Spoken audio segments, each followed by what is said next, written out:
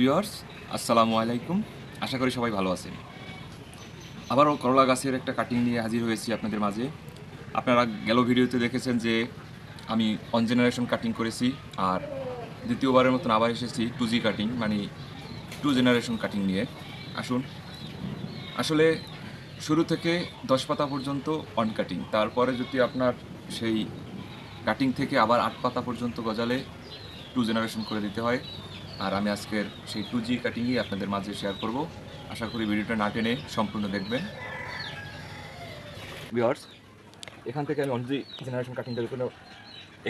On generation কাটিংটা করেছিলাম। তারপরে এই দেখুন, 1 পাতা, 2 পাতা, 3 পাতা, 4 পাতা, 6 পাতা, 7 পাতা, 8 পাতা হয়ে গেছে। আর আমি এই 8 পাতার আগাটাই কেটে দেবো। এই যে দেখুন, একটু নিচে নামো, ওই যে একটা ক্লোজ, এইটা দেখাবা। এই যে আমি 90 ডিগ্রি অ্যাঙ্গেলে এটা কেটে দেবো।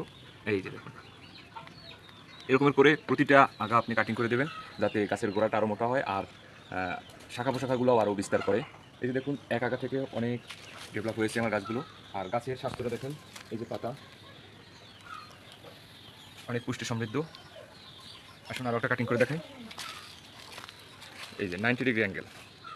এই ওকে, আপনার 2 জেনারেশন কাটিং হয়ে গেল। এই যে আমি আরও একটা করে দেখাই।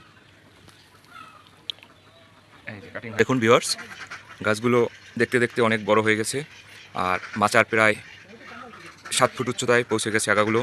আর গাছগুলো, আর এভাবে কাটিং যদি না করেন তাহলে গাছগুলো এত স্বাস্থ্যবান হতো না। আর গাছ যদি স্বাস্থ্যবান হয় তাহলে আপনার ফলগুলোও খুব স্বাস্থ্যবান হবে এবং পরিপক্কভাবে ফলন পাবেন আপনি।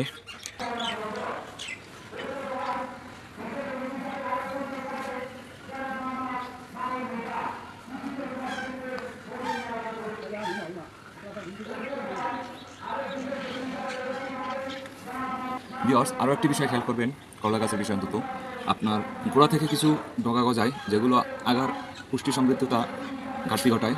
যেমন আমি দেখাই, এই দেখুন, এই যে একটা আগা বের হয়েছে আপনার গোড়া থেকে, আর এই গোড়াটা অবশ্যই আপনারা কেটে দেবেন। কেটে না দিলে আপনার মূল ডগাগুলোয় স্বাস্থ্যহীনতায় ভুগবে, আর স্বাস্থ্যহীনতায় ভুগলে আশানুরূপ ফল পাবেন না। তাই গোড়া থেকে আপনার যে এইগুলো গজায় আপনি সেগুলোকে কাটিং করে দেবেন, যাতে এটা আপনার কেটে দেওয়াই ভালো। আমি কেটে দিচ্ছি যাতে উপরের এগুলো ভালো হয়, কিন্তু উপরের ডগাগুলো রেখে দেবেন যাতে আপনার এগুলো হয়। আর আমার কাছে অতি শীঘ্রই আপনার ফুল আসবে, কারণ আমি ফুল হওয়ার সম্ভাবনা দেখতেছি। একটু ছোটো ছোটো করে ফুল আসা শুরু করেছে ইতিপূর্বে।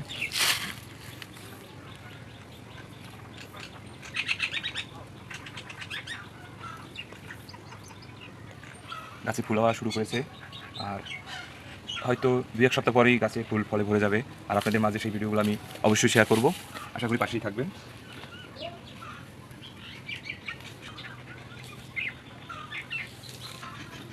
ভিউয়ার্স, আজকে 2 জেনারেশন কাটিংটা আপনাদের মাঝে শেয়ার করলাম।